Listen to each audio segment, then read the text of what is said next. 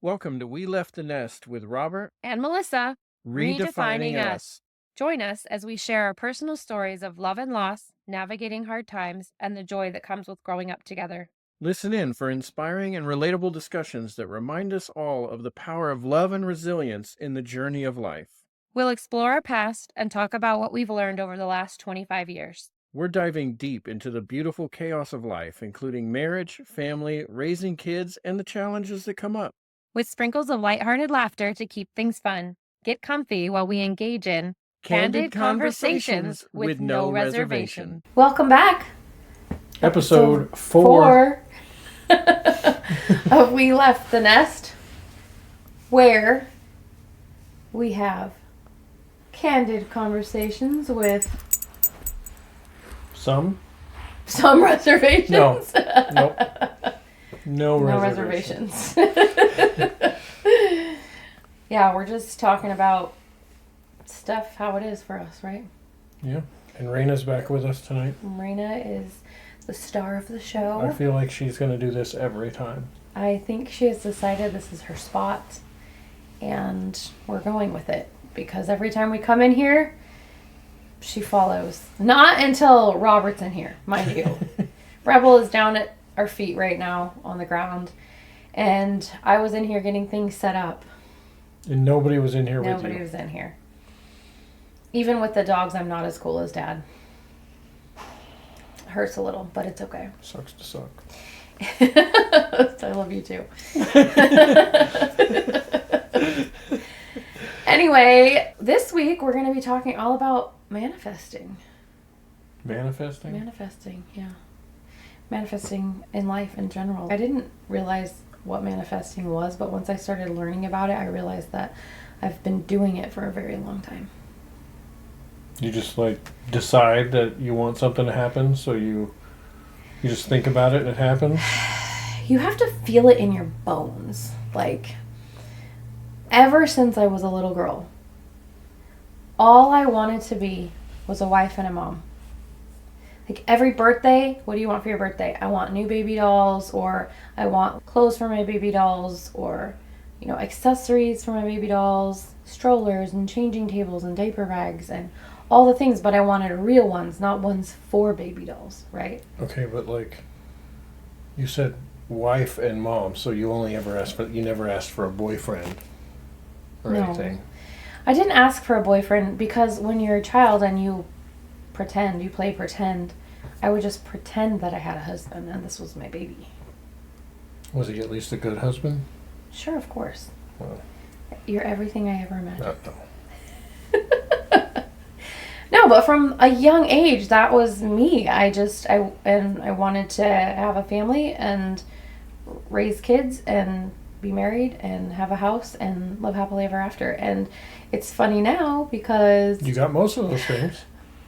I realized that I was so intent on having those things that I manifested it by the time I was 18 years old. Wow. That's a lot of power. At 18 years old, I had achieved my life's mission, my life's goal, everything I wanted in life. I became a wife and a mother in the same year, and a legal adult. So you're pretty much done. You got nothing else to strive for. Well, everything was done. Well, no, because then, I had to raise them and I had to stay married. You didn't manifest the raising part or the staying married part. No, I didn't. But you work at those things once you have them, right? So the thing that's interesting about manifesting is I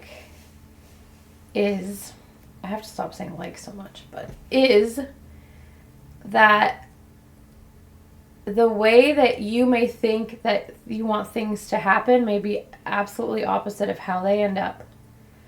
But the end result is what you wanted. We know about this from Aladdin. Really? Yeah, you got to wish for exactly what you want. Oh, and the genie? Yeah. If you, right, that's true. Need to have all your ducks in a row here, mm-hmm. or he's going to throw some stuff at you that you didn't expect. Right. It's absolutely. I wanted to be a wife and a mother, but I wasn't super specific about it, and so when it happened, it was a little unplanned. But it's what I always wanted. Like the pregnancy. Unplanned. Life was unplanned. But really, can you really plan for life? You know, as hard as people that like really feel like they need to plan for things, there's always something that doesn't quite but you go plan for events in life. Like people can plan for these things to happen. Yes, and have a timeline, so to speak, when they would like these things to happen. Well, I didn't really start learning about manifesting and what the process was and Or the timelines. actual Because we just threw that out the window. until I started like more down my into my like spiritual journey, like my path to, you know, relationship with spirituality and whatever that looks like for me. So then when I started learning about it, I was like, oh wow, I've been doing this for a long time. Mm-hmm. Because, you know, I manifested my little family, and then when we were living in Vallejo, I knew that I wanted to be here in American Canyon by the time the kids were in high school. And Are you messing with my eyebrows? yeah, I had to fix it. It was a little out of control. Are they too long? It was just dipping down a little. As I get older, they get longer, and it bothers her. It's just, it was almost in your eyeball. So anyway, and the year we moved here, Alex was going into 8th grade. Mm-hmm. So right before he started high school. But We should also, have just left him in the other school. it was a really rough road to getting here. I made it. I got here by the time that they were in high school, but it was a rough journey. Yeah, we had to lose our other house. We lost our other house. There was job loss. There was a bankruptcy. There were a lot of really, really scary times as a parent when your responsibility is to provide for your child. Man, that's a lot of stuff to go through just because you were manifesting some crap. Well, for that's us. Look why at what I'm you learning did. that I need to You take really need different, to be more specific different about routes. what's going on here. Even when you are specific, it may not turn out the way that you want it to turn out, though. And so you have to look for the beauty in the journey. You know? The whole being broke, not being able to pay your mortgage. Well, there were lessons in that. There's some beauty in that. You just said look for the beauty. There's beautiful lessons in all of it. Beautiful lessons. Beautiful Didn't lessons. Felt like kicking the... Would you go back and change any of it? Well, no, because then I wouldn't be where I am now. Absolutely. So that's what I mean by the beautiful lessons. You wouldn't go back and change it because you wouldn't be here today, where you're at right now. Beauty is in the eye of the beholder. Do you believe in manifestation? Manifestation is a lot like praying. You could argue that it's the same thing. I don't think I believe specifically in... how can you argue it's the same thing? Are you manifesting specifically to like a higher power? Like asking a higher power to do it? Like some sort of a Well, you can, being? if you believe in a higher power. I know you don't. You're getting a phone call from your friend. Yeah, so... The answer is I don't know. I've never really believed in a religion or a higher power like my entire life. Mm-hmm. So I wasn't forced to go to church. I went to church a few times when I was a kid. Yeah. But it's not something that I grew up around or believing in. I believe a lot more scientific path. The one thing I do believe in, though, is karma. So what goes around comes around style of living. So that's why I'm not a complete jerk to everybody. Well, not to everybody. Right. And you're not a complete jerk. Just you're a jerk sometimes to some people. But it's like when they deserve it, though. Because you don't want that karma to come back on you, right? Like, why did you not just get over behind me? Like, you didn't need Oh, to gosh, speed up don't even and get in start front on of that. me. You could've Every just time I get in the merged car with you, I behind me. manifest that we get home safely. You could have just merged behind me. There's no room in front of me because I saw you coming. I made sure there was no room. It's rough. It's rough being the passenger in the seat. You next know, to you. And karma did not let you get in there. Can't let that guy over because he didn't put his blinker on soon enough, you know? Well, he shouldn't have tried to pass me. He should have been in the right lane in the first place, the guy. I don't have time to deal with that. So you don't necessarily believe in manifesting, but you do believe in karma. Yes. And I know you absolutely don't believe in like the universe or God or like a higher power. You just believe that when we're here, and then we die. And then we're not here. And then we're not here, and there's nothing after that. But we're still here. Oh, so you do believe we're still here once we die? What, like a soul? No, like your body gets to give some nutrients back to the earth. So your physical body is still here until it disintegrates. I don't really feel like there's anything but a physical body. Right. So you don't believe there's a soul inside, so you wouldn't believe in soulmates. You wouldn't believe in, like, you know, in reincarnation. It would be nice. It would be nice if it were true, or nice if you believed in it? Probably both. Because you could believe in it if you believe it's true. I mean, that's how religion works. That's how you would have to believe it's all true. The spirituality works. For me, personally, to believe that things are true, I need to see evidence and not just like correlations. So this is where manifesting comes in. Because like you said, when you're manifesting, when you're asking this, what is it for? Is it to a God? Is it to a higher power? Is it to what? Like, for me, I've been down this, I've been on my own personal spiritual journey. I've done Bible studies with people. I've prayed to God. I've done all those things. And I found that I get the same results, whether I'm praying to a specific God, whether I'm asking something of the universe. But I do believe that there's a higher power, right? There's something more to it. I believe that we're all here to learn lessons. And a good analogy my grandma gave me one time when we were talking was like a car. So you go through life and you have many cars during your lifetime because they'll break down, right? You go into the car, you're the one operating the car, you're filling it with gas, you're driving it, you're in complete control in the car while you're there, but when the car no longer works and it's too old to keep going, you get a new car, so you get out and you get in it.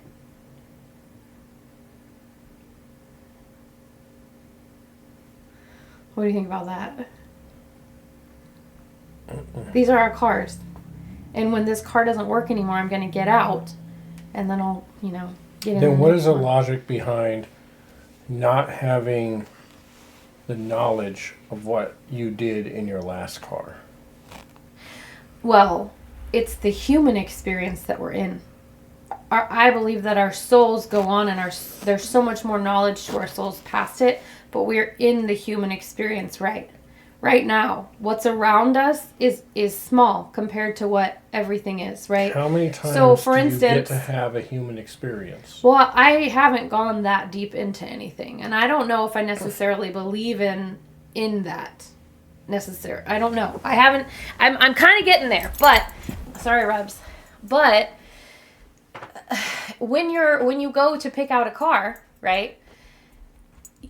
When you're young and you're in your 20s and you're getting your very first car, you might get like the base model, right? Like, okay, back in our time, it was, manual windows and manual car door locks, right?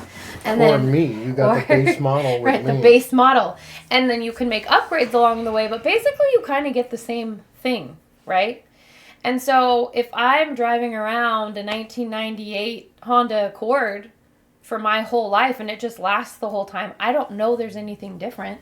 Because that's what I've been exposed to, right? I don't know that I can get a 2024 car with automatic windows and heated seats and heated mirrors and a sunroof. And I don't know all of that's available because this is my experience that I'm in this Honda Accord. Kind of like that. Does that kind of make sense? That's convoluted as hell. So, my point is that if you were to try manifesting, the evidence appears. Or it doesn't. Or it doesn't. That's true. But you have to try. You also have to believe. that things are going to happen in the highest good for you in your experience. If you're just like, okay, I really want a new car, and you just sit there waiting for it to happen and nothing happens because you're like, this is never going to happen. Well, you're thinking that. Well, how long do you have to wait for that? You don't ever know how long it's going to take. I told you that Ethan's a powerful manifester. The same week that he thought that his saw sucked and he needed a new one, he got them all stolen. Mm-hmm. And guess what he did? He got new tools. Yeah, Ethan got his car was broken into. They stole all his tools, so he had to buy new ones. Uh-huh. And that's because he manifested that by saying that he needed a new saw. Uh-huh. Okay. That's not nice. Why is it not nice? Because he lost all of his tools. But he got all new ones. But he had to pay for those. Yeah. That's why you have to be careful. That's not nice. That's why when we went to get his truck and he thought that he wasn't going to get it, I told him he needed to stop because I said, you're a powerful manifester. If you keep thinking you're not going to get it, you're not going to get it. What determines if you're a powerful manifester or not? Well, for me, this is all just my opinion.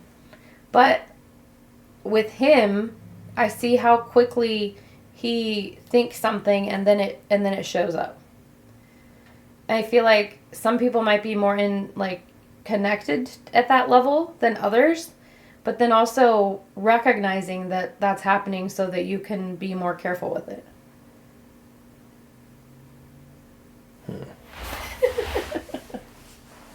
It's a lot there.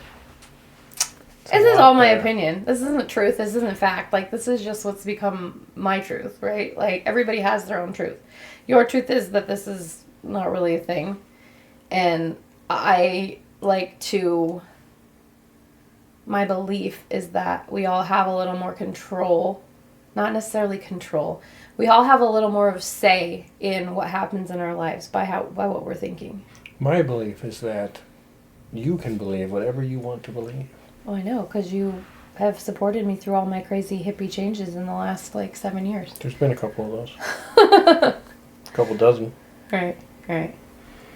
So has there ever been a time in your life where you could think that you really, really wanted something and you could picture it happening? It was so close you could feel it, you could taste it, and then it showed up for you?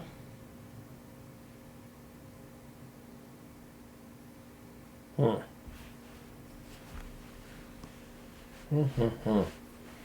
don't know.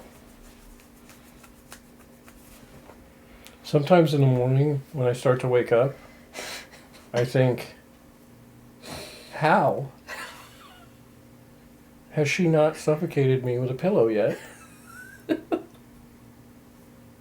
And you don't. I would hope that you stop having those thoughts because I wouldn't want you to manifest that. I just don't understand how you've managed to go this long without seizing the opportunity that is right there next to you. Okay, on the flip side of this, has there ever been a time where you are just really down and being really hard on yourself or really, kicking yourself about something because something is so terrible and it's just not showing up for you and it continues to not show up for you?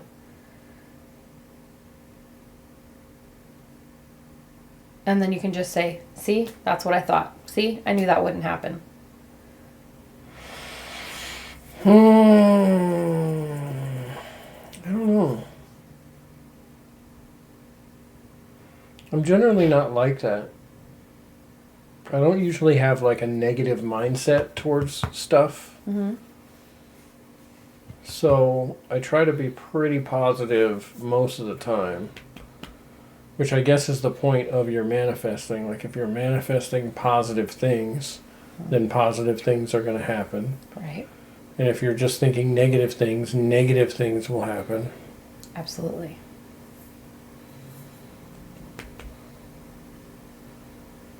Because if you're constantly thinking, everything always goes wrong for me, nothing works out, I bet I want this and I bet this is going to happen. And then that happens, you're like, see?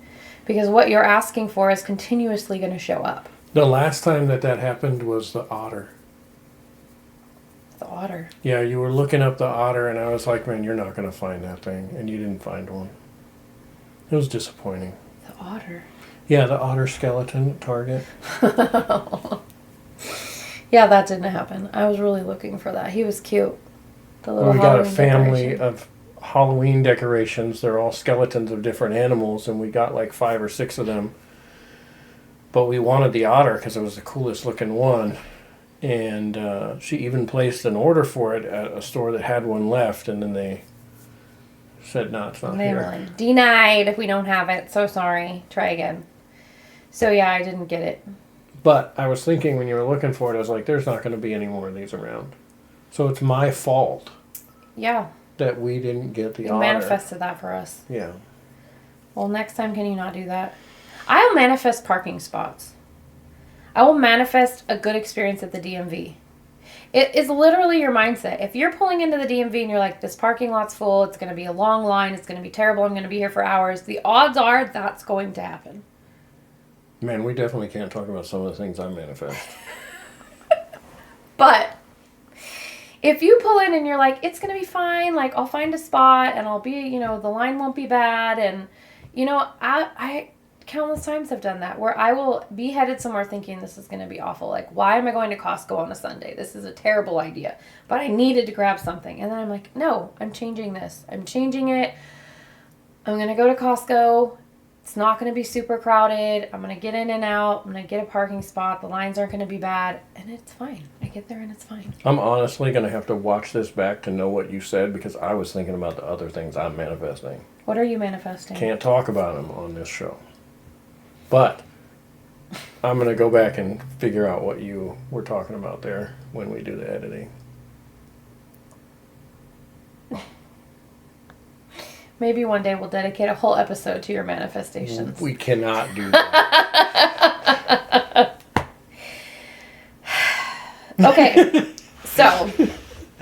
Okay, so maybe you can try manifesting things. Maybe you can try and see how that works for you. Maybe you can try meditating. I think meditating would be good for you too. I don't like silence. I know. I know. like You know why I think you don't like stimulation. silence? I like stimulation. I want things to keep going. Right. Because what happens in silence? It's boring. You boring. fall asleep. You fall asleep. You're also alone with your own thoughts. I don't have those. You were just thinking thoughts right here in front of me. You couldn't even hear what I was saying. I don't really have an internal monologue. Oh my gosh, we talked about that too. I don't even know. I've never met. We haven't talked about that here. We have not talked about that here. Maybe this is a good time to talk about that. Because it baffles me. It baffles me. Everybody does not have to think the same way you do. I don't think that way. How do you not hear your thoughts? Okay, so he says, this is the example that I said. When you go to put your shoes on, how are you not like, okay, I need to go get my socks and then I'm going to sit down and I'm going to put my socks on and then I'm going to put my shoes on. Like, you're going through the process of putting your socks and shoes on, right? If I'm walking around and I'm getting ready to leave the house for the day, okay, I have to put my shoes on. That's a thought that goes through my head that I hear, that I act on. You hear nothing. There's no voices telling me these things. That's not how that works for me. So when you're it just blows my mind. Are you getting something here? Yeah. Okay, so say for example, we're both sitting at home one night and you're like, okay, let's play a board game. I want to play a board game with her. And then you say, hey babe, do you want to play a board game? She's going to say, I don't know. No, my question is, okay, go ahead. Yeah. how do you not hear that thought in your head? My thoughts just go. I don't have a lot of time where I have to think things over. No, that's fine, but you aren't sitting there and you don't hear like, oh, I want to play a board game. No. So I don't even have words. How do you, this drives me nuts. I can't comprehend how there's no thought process. There's no process. You just act. It's just different. There isn't a voice that goes through and like runs me through all of these things. There isn't a voice that runs me through those steps. There's not a voice that goes, I'm going to ask her if she wants to play a game. No, there's no voice. Apparently this is a thing. We looked it up. It's a thing. Right? There's people that just don't have an inner dialogue. Mm-hmm. I cannot comprehend that. Which is why when you lay down and your head hits the pillow, you can fall asleep. Instantly. Okay. So I think meditating would be easy for you. I've been asleep for 3 minutes now. Because You didn't even know.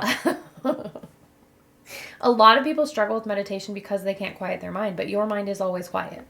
What do you mean quiet? It's still working. It's working, but it doesn't it's not, talk you're not to thinking me. about things. Things do go through. There isn't a voice that goes with this to process things. Things just process differently and apparently much more quickly. You're so efficient.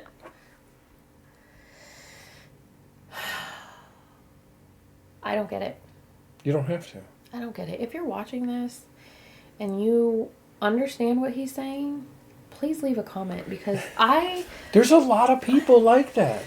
I can't, and I know you can't, you probably know why it's so exhausting to be me if I'm thinking and hearing my thoughts all day long. I have to hear your thoughts all day long. It's exhausting hearing them. I can only imagine what it's like in there. I don't say that much to you.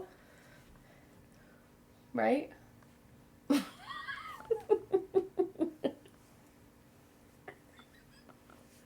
There is like a study about the number of words that a man and a woman use every day.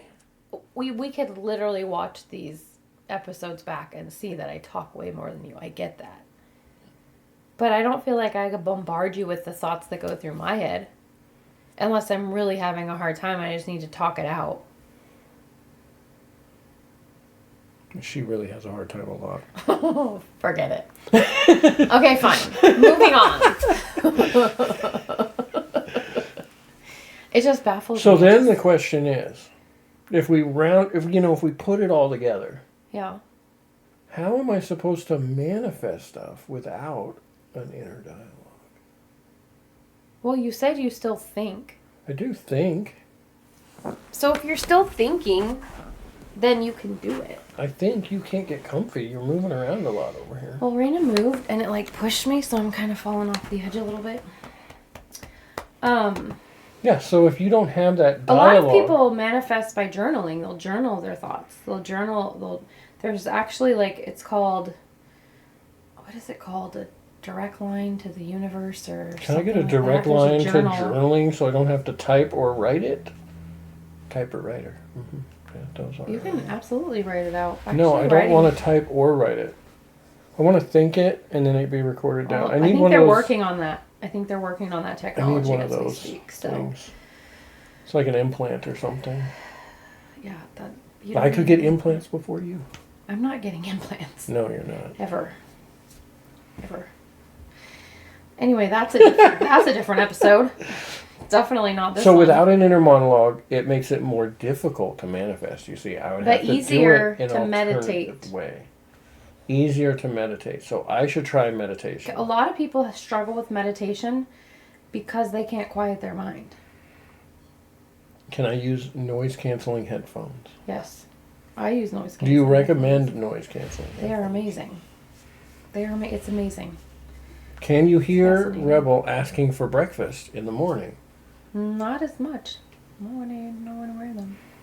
Because I feel like if I tried to meditate, I would get really, really distracted by every little noise. Yes, that does happen. And it does make it difficult to try to stay in meditation. A lot of times I have to do a guided meditation to help if my mind is too loud. Guided meditations help me a lot. How does your mind get loud? It doesn't make any noise. Your mind doesn't make any noise. My mind does. Well, what are you thinking about? Everything. Yes. Yes. Everything. Things that if I actually spoke out everything that went through my mind in a day, you might try to commit me to a mental institution. It's failed twice already. Again. For a third time. I just think that there would be a lot of work there for me to be able to meditate. I think it would be more difficult for me than you think? I don't think it's impossible. I think it's doable. So I didn't ever used to meditate. I never used to talk about manifesting things. Like, this is all new in like the last 7 or 8 years, I'd say, since the kids really started getting older. And really, I think with the year Alex was graduating high school, where I had come to the end of, I was at the nearing the end of parenting children, and as children start moving on to the adult phase of being a parent. And it was a struggle for me because all of my life I had been a mom and a wife. That was where I found value. That was where I found belonging. They needed all this stuff all the time. Right. And I was coming to the end of that. I even struggled as they got older through middle school and high school, and they just naturally wanted to start doing things on their own, and it wasn't as fun to do things with the family. What, did it stop recording? This close to the camera. We had a brief intermission. We did have a brief intermission. We had a brief intermission. I was saying that as the kids got older and started needing me less, I started feeling kind of this, just feeling a little bit sad and lost. Like, what's my role going to be now, right? Like, I had always just been mom and been your wife and done all of the things to raise the kids and take care of the family and the household, and that's all I ever wanted to do. And here I was, 36 years old. Alex was graduating high school. Katrina was only a couple years behind him, and then Ethan another couple years behind her. So it was coming to an end of an era. So I started trying to figure out who I was, because I never really had time to figure out who I actually was. I just was a child, and then I was a mom and a wife. At least so far you've decided to still be a wife. That's true. I'm also still a mom. You are still a mom, just not a mom to it's young different. Children being or teenagers. Yeah. They're now adults. Being a and mom things are to a lot adults different. is way different. You go from, going to buy a baseball glove or a softball bat to helping them buy their first car. Yeah. It feels a lot better because the money isn't coming out of your bank account. It's a much larger amount of money. It feels good to help them, but it does feel much better when you're not the one, swiping your card or handing over the cash or signing on the line. But I started going down this path and trying to figure out who I was now, and that's where I started more of a spiritual journey, because I wasn't raised with religion or faith or any type of belief, and I wanted to experiment and dabble in that and find what worked for me, because I knew that organized religion didn't work for me with previous experience I had had with different ways that I dabbled in that. Just couldn't wrap my head around that. It didn't sit right with me, and so finding something. But where I'm going with this is that you've always been supportive, even though it's not your belief. I can talk to you about what I'm learning or what I'm thinking or what I'm doing, and you will have full-on conversations about it, even though for you you don't believe it. You don't think that I'm silly for it. You don't treat me like I'm silly for it or think it's crazy. You've always been fully supportive of me in everything that I've done, even though you just think that we're here and then we die. I feel like it helps people to have a way to either justify, or maybe justify is not the right word, but to feel, man, how do I even say it? Validated? They need people, a lot of people need something to guide them. Mm-hmm. And I feel like religion and spirituality help people find they need a belief where they need to go. To have faith. Mm-hmm. It really helps people. It helps them mentally be able to get through situations. Mm-hmm. It helps them choose the right thing. Murder is illegal, and that doesn't matter to a lot of people, right? So they would just do it. But no, you can't, because it's against the teachings of almost all religions, and it's not good, right? No, it's Well, not everybody good. agrees that it's not good. But what is the guidance for making you want to not do that thing that's not good? And whatever it is, stealing, right? It's not good. It's not taught as good. So what keeps your moral compass going? Mm-hmm. So I think religion and spirituality serves a good purpose there for helping people stay on the right path. For me, because I do feel like karma is a thing, that's what keeps me on the right path. Mm-hmm. I generally feel like I'm usually a decent person because I'm not going to steal stuff because I don't want people to steal my stuff. Right. And that's that. Well, and also you don't tend to be a negative person either. Like, I've had to really deconstruct a lot of mindsets and stuff that I had from childhood about, limited beliefs and things like that. And digging further into this, I've been able to do that. But you've never really been one that has had a limited belief mindset or struggled with feeling like you can't have or do certain things that I've seen. I also don't feel like my thought process or my way of getting through life was really influenced by my parents at all. Yeah. Because they weren't around much. They weren't really there. So I've had to figure things out on my own for a very long time. That's true. And so I just continue to do that. And I didn't have religion at the time. I still don't, but I didn't have religion then. Yeah. And I didn't have parents then. Like, I had parents, but they weren't. You're an orphan. No. I was a latchkey kid. They were never home. Then they got divorced at 10. Then I had a stepdad. I continued to be a latchkey kid, and my parents were never home. Like, it just wasn't. There were no in-depth conversations about life and what you're going to do when you're an adult, other than when you turn 18, you will not be here anymore. Yeah. So I had a lot of things that I had to just figure out how to get through on my own. Yeah. And you've done that really well, but I wonder what has it been from, like, what is your perspective of the last 8 years watching me go through all of this? Like, you don't think I'm crazy. I bring some pretty crazy things into this house and into this life of ours. I think crazy is not the right term. I think unorthodox is the right term. Or even things that are not mainstream.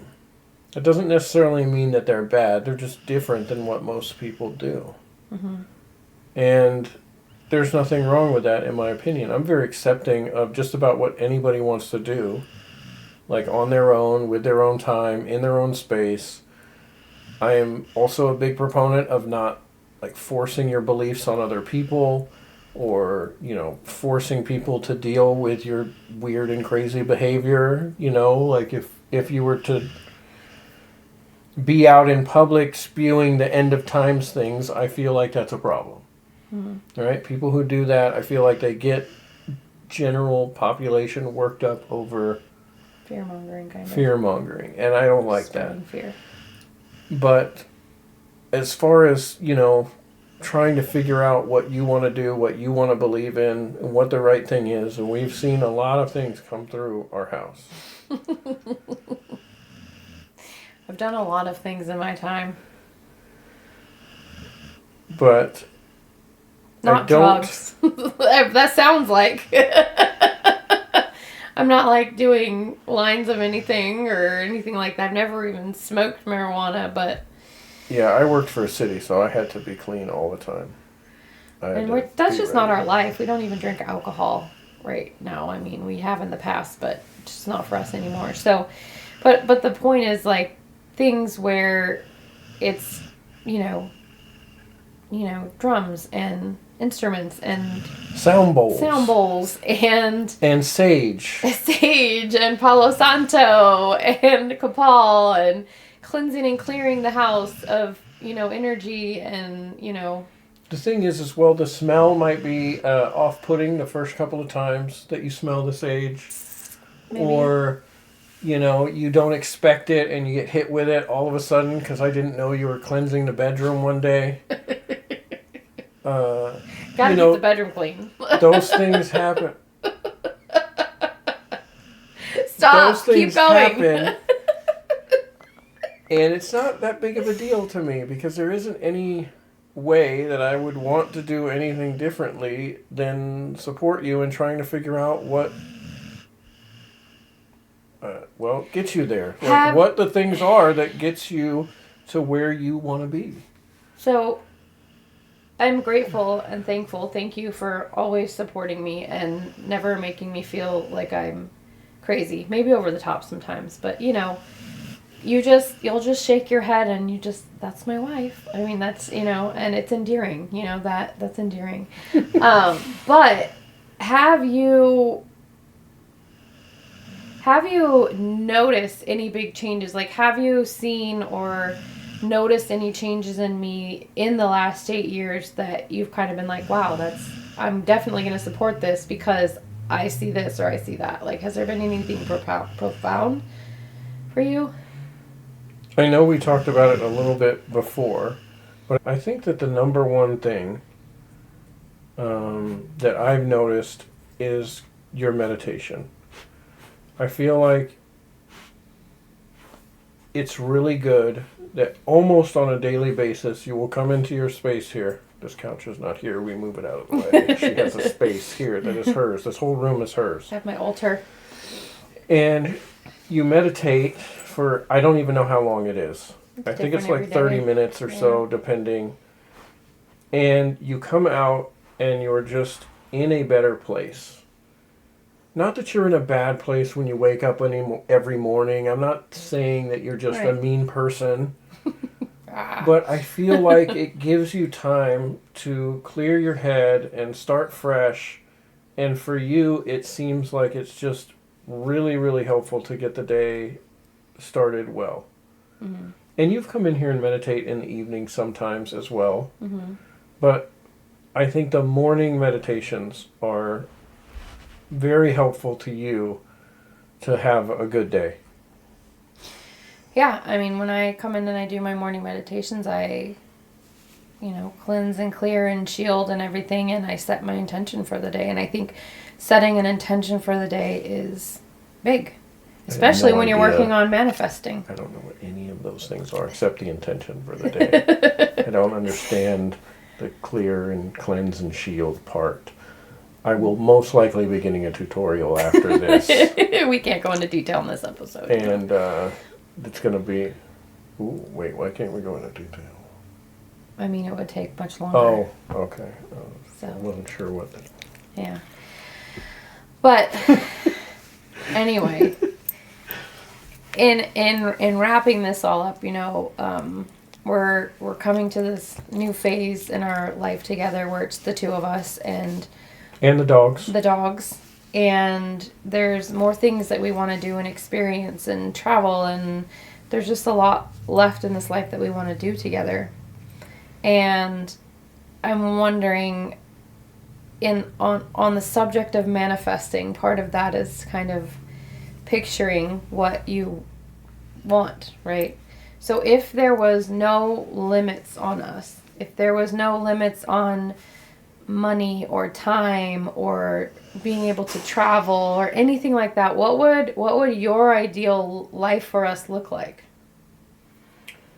I would want to travel in many different ways, not just one way. Mm-hmm. I would like to travel. I would like to try doing it in an RV. I want to fly places. I don't know about a boat. I'd probably avoid boats. I'm not a big fan of boats. I don't think I need a cruise or anything. I'd like to do train just because I've never done a train other than, BART train, whatever. But, and I would like to be able to do the traveling. And since I manifested this, my dogs will also be immortal. And so they will be with us for the rest of our life. We'll have to talk a little bit about that part. You can't do that? You can't manifest I mean, maybe you could. I've never tried.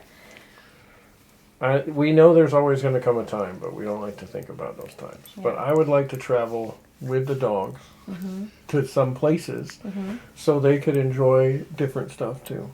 Okay. Now, there's places you can't take animals that we want to travel to, obviously, but Where's your like number one spot? Like your out of your top list of places to go on your bucket list. Where would your number one place to go be? man, we talked about this years ago. I do not remember what I told you then. I don't either. So that's good. I guess we're old enough now that we don't remember those things.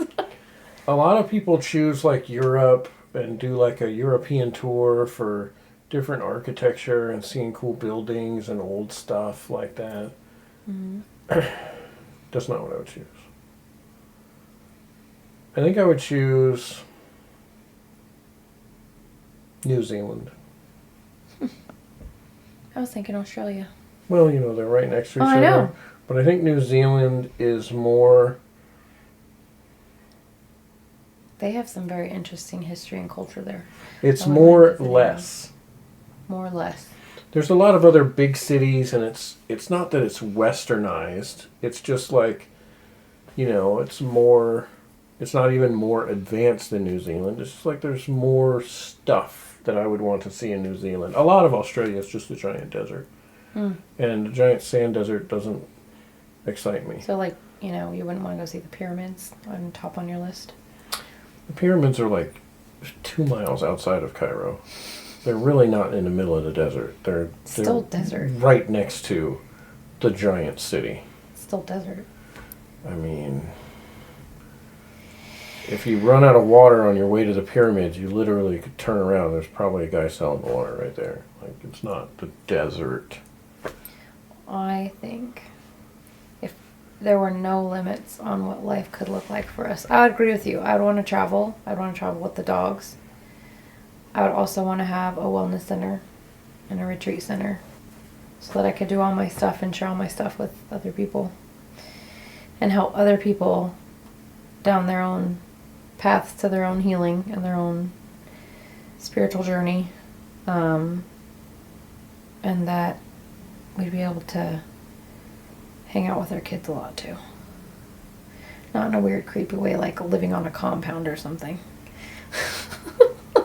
I don't want to like make them all live next to me, but I would like to set up some type of tradition where maybe we do like one trip a year and we just bring them all along or something, so that they get to experience things like that too. I guess. I guess. The thing is, you know, I'm never gonna like disagree, because I would like to do a lot of things. You are down to do. You are a ride or die, homie. You are down to. I don't know if there's anything that I've ever asked of you that you've been like, no, I'm not doing that. And in fact, as I've progressed on my spiritual journey and started to become more free in my own expression and worry less about what other people think and more about what I need to do for my own self, I've even done, like, you played hide and seek with me the other night when I came out of meditation room. I came out in my meditation. I was like, I want to play hide and seek with Robert. Come out of this room. And I go out and I ask you for your time. And I said, how long until, you know, you can give me like 10 minutes. And you told me, so I waited. Then I set a timer. It was like 3 minutes. And I told you, it was like a minute and a half. No, that I had you wait. Oh, no, it really wasn't 3 minutes. It wasn't that long. But anyway, then I was like, okay, set a timer, and this is the boundaries, and come find me. And you were like, okay. And we were playing hide and seek. Yeah, I mean, I know how to play hide and seek. I mean, what else? You've done some other things with me that, like, what else have we done that's been... Man, we've done some things. Gone on some hikes that were pretty crazy. The hike that we took when I had COVID, but I didn't know I had COVID. That was a fun day. My favorite one was the one in Hawaii. That was a fun hike. Yeah, the stuff we did in Hawaii. We went to Hawaii. That trip, I manifested the absolute best trip I ever could imagine. That was a good trip. I had worked really hard at putting together a whole itinerary of all these things I wanted to do. And then at one point, I just got so overwhelmed that I looked at the list and I said, what are the things I really want to do on this trip? And I picked those things out, and those are the things we made sure we did, and we filled in the rest of the time, and it was the most gorgeously manifested vacation. Everything worked out well. It was just so great. We weren't we didn't do we were tourists, but like we didn't do the whole downtown resort beach thing. That's not the way we like to travel.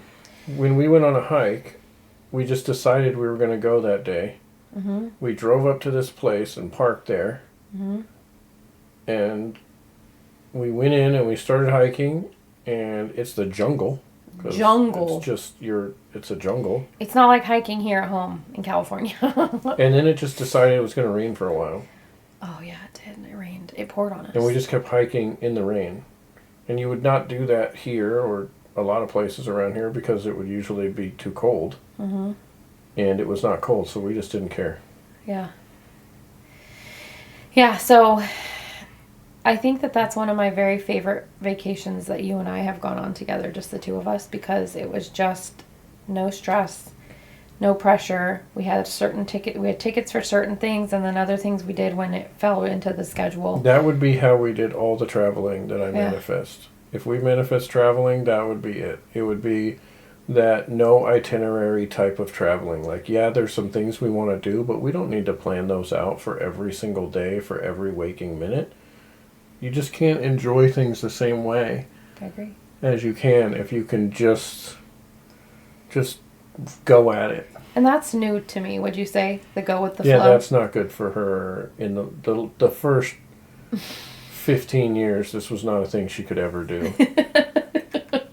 At all. I would have things like written, planned out for each day, each hour, like serious itineraries of what we're doing and when and how it's going to work out.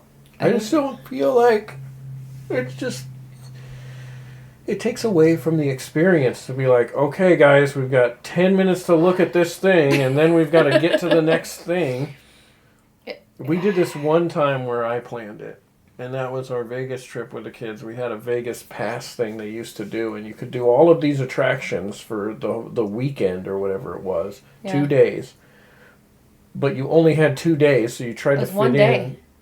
We did it all in one day. Yeah, it was one day because we did it again, and it was a weekend thing or whatever. Yeah, we did it one day. It had all the meals, 3 meals, breakfast, lunch, and dinner, and like 38 attractions you could choose to go, but you had to do it in like a 24-hour period.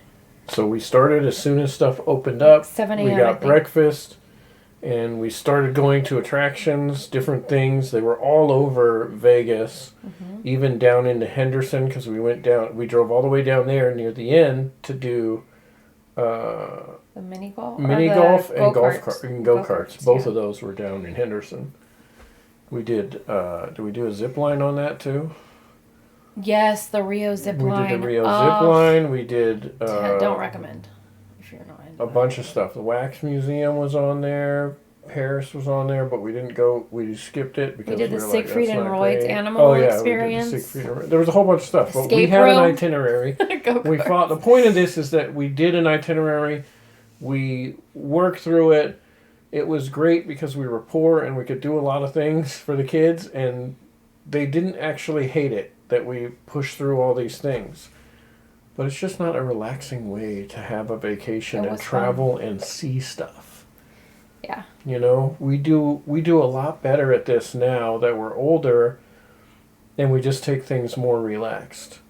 Yeah, so what advice would you give to this 20-something couple or early 30s couples with kids raising a family? Like, what advice would you give them around traveling, around vacationing experiences, or just like family time in general? The same advice I would give for just about anything. It's not that serious. That is kind of your go-to. It's not that serious. It's just not that serious. Yeah. Everybody gets worked up about all the little things. They bother people. They turn little things into big things for no reason. They're not that serious. And that used to drive me nuts when you would say that. Yeah, if you break a glass, it's not that serious. It would drive you just got to me sweep it up, right? Okay, nobody step here. I'm going to sweep it up. It's not that serious. Anything. Not anything. there's things that are super serious. Like cancer is super serious, right? But like most things that happen, not that big a deal. Like on a family vacation, Yeah, on a family vacation, people not getting along or being frustrated by somebody else, or he's touching me, whatever. Like, I'm not touching you. Well, you can't control the kids, but you can control your own mindset around it. And the thing is that with kids, if you show them that things just aren't that serious, they're not that big of a deal for all these minor little things, they'll respond to that. I think that that's true. The more calm you are, the more calm your kids are going to be. I think my advice would be to go into the experience without expectations. Nobody asked you for your advice? Oh, sorry. Okay, go ahead anyway. It's fine. No, you didn't ask me. What would be your advice? For what? I forgot the question. You can't tell me I can't answer the question if you don't know the question to ask me. For younger couples raising kids, your advice on vacations. What is your advice for vacations? It would be to go into it without expectations, because when we go into things like this, like a family vacation with these expectations, a lot of times they're planning photo shoots and they want these photo shoots to be perfect and the kids to be, and you have this idea in your head of the outcome's gonna be. Like, go into your vacation with the 5 top things that you want to make sure you do, and let that experience be what it's going to be. Don't expect it to go a certain way, because that's the quickest way to ruin it. The quickest way to ruin an experience is to be disappointed by the expectations you had for it instead of being in that moment, in my opinion. If I could go back to my younger self and not have the expectations I had on things, I think life would have been more enjoyable. One of the takeaways from this is that if you don't plan out everything to every minute and you have extra time, there are going to be things that come up that you had no idea were even there. Because you're visiting a place you've never been. Absolutely. And now you've got time to experience those things you didn't even know were there because you didn't plan out every minute of your day. Mm-hmm. You're like, man, I would really like to do that, but we got 10 minutes to get over to the chocolate place down the street. Hey, that was fun. We got to do it right now. They were closing. But the thing is like, if you don't have everything planned out, you got time, you got room to be able to fit in other things. Right. And this works really well with families because you'll have kids, younger kids, not little kids, but say you got little kids, like 10, 11, right? Uh-huh. They'll say, oh, that's cool, I want to try that. And you can say, let's try okay. Yeah, and you may end up with amazing memories. It doesn't from spontaneous things that you weren't planning on. And just on that note, it's like, it's not, oh, mom and dad said no again. Right. Another thing we can't do. Right. You know, that happens over and over, and then they'll stop asking for these things. Mm-hmm. Because they just will expect to know. Yeah, and then they'll be in their 20s, and then they'll blame you for not, not... Or their 40s. But the point is that you leave it open a little bit, and it'll also let the kids feel like they have a say in what's happening. Yeah. Like, hey, I want to do this thing, and you'll have the time, and you'll be able to say, yeah, let's do that thing. Yeah, absolutely.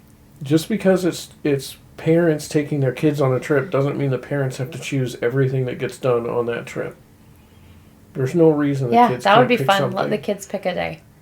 Like the kids pick day. You know, like they have the new trends that people are like, it's a yes day for the kids, right? Like for their birthday or something. If you say yes to everything. Like on vacation, have a yes day for the kids. That they get to say, I want to do this. Okay. Yeah, pick where we eat. Have the kids pick where to eat. Yeah. You know, you'll give them some options or whatever because you got to be a little bit realistic. Or full send. Just let them pick it. No. Oh, well, anyway, this was fun, and I think that you're going to, well on your way to manifesting now, or didn't you feel more prepared to manifest? I am manifesting some snuggle time with my dog. All in all, my journey to learning about manifesting and working on it in my life and watching you watch me and support me. It's just been a really healing experience, and something that maybe isn't for everybody, but it works for me.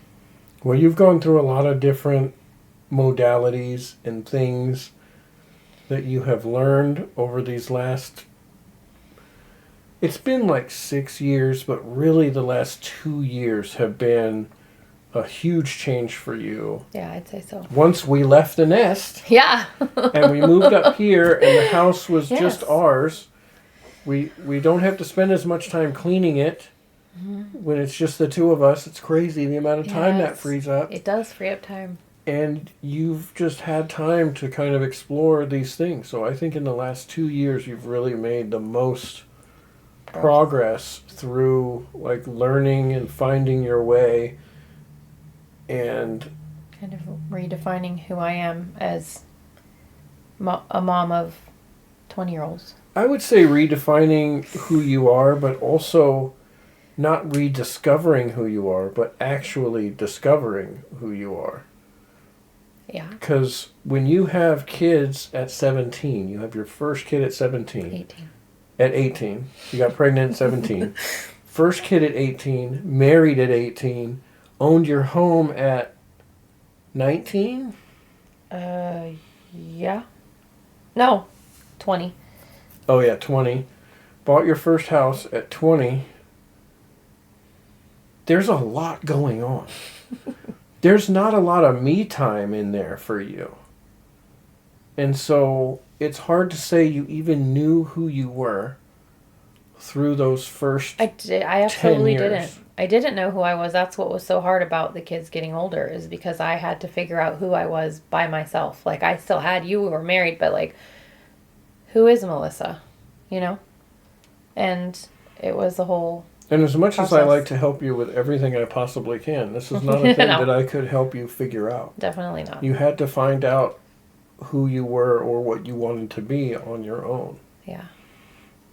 And I'm you're still not there. figuring it out. I'm still learning every day. But I've come a long way, and You're on the path. I'm on the path, and I appreciate the support that you always give me, and without really pushing back or judging. There is no judgment. Mm-mm. It's whatever you need it to be. Yeah. So I appreciate that. So thank you. And we'll be back next week for another episode of We Left the Nest. Who knows what we're going to talk about, because we kind of figure it out when we get ready to record. So I guarantee you Raina will be here. Raina will be back next week. Right, Rainy? Will you be back next week? Okay, say bye!